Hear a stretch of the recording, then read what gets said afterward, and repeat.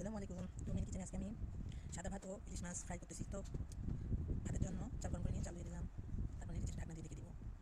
তো আমার ভাত উঠলাচ্ছে, ঢাকনাটা সরিয়ে নিচ্ছি, আবার একটু উনানে দিলাম। তারপর মাছটা মরিচ হলুদ লবণ দিয়ে মাখিয়ে নিচ্ছি ভাজার জন্য।